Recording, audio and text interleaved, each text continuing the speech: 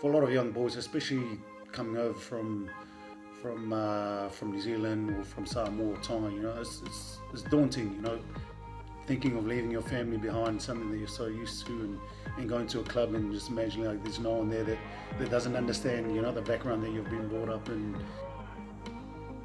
Well, probably even now you can see why there's a lot more players coming over that, they're getting a bit more comfortable that, there are a lot more Islanders playing up here that they can come and learn off. And think back maybe 20 years ago, there's probably only a handful they were willing to make the trip over. And I can think personally for myself, the first time I'm thinking of coming up here, it was daunting, thinking that I'd be so far away from home and so used to mum's cooking and all these little subtle things that, you just don't, oh well, we take for granted being back home.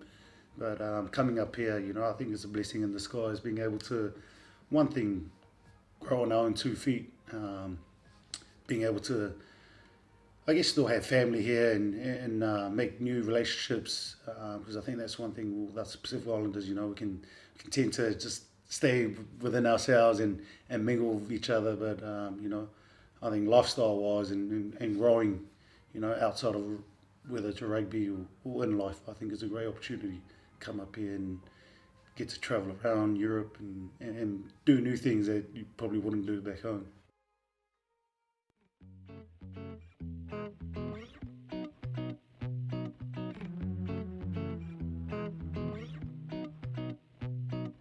We got a big, reasonably big group here, you know what I mean? And like you got to, like, obviously you got Charles, who's just like a bit of a freak on the field.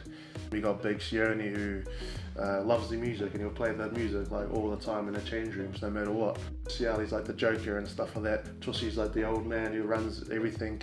Chris, like, he's the quiet giant that just makes a cup of teas for the boys if they want it. But we've got a mix of Tongan boys, Samoan boys, and then some are from the island, some are Kiwi born, some are, so it's just a good mix. And then again we bring our mix to the whole squad, and I think the boys love that. And obviously Pat's heritage too, and I guess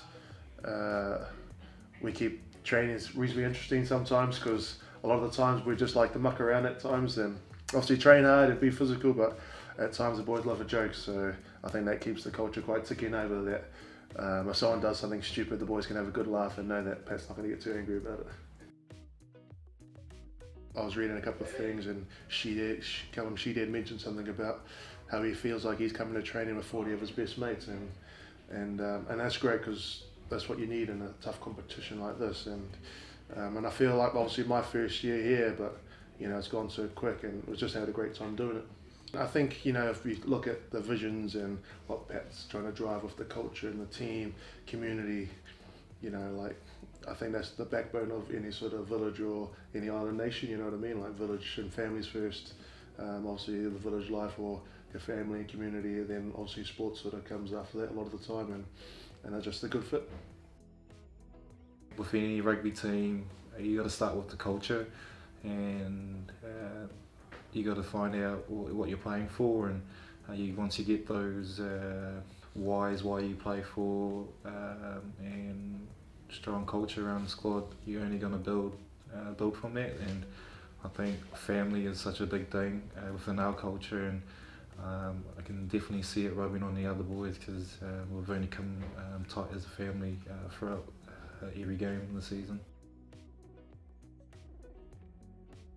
So I think I came at the start of 2017 here to Bristol, and I think looking at the team list, when you obviously get a contract, you try and look for someone that or hopefully someone that can help you through, get you through your time that you're there. And I think that was probably one of the main reasons when I did sign my short contract here, was obviously seeing the likes of Tussi and Jack, and I think I just knew transition-wise that would help me find my feet. And it's tough competition, back home, in terms of what these kids are growing up in. But you're starting to see now, a lot of these kids are getting opportunities elsewhere.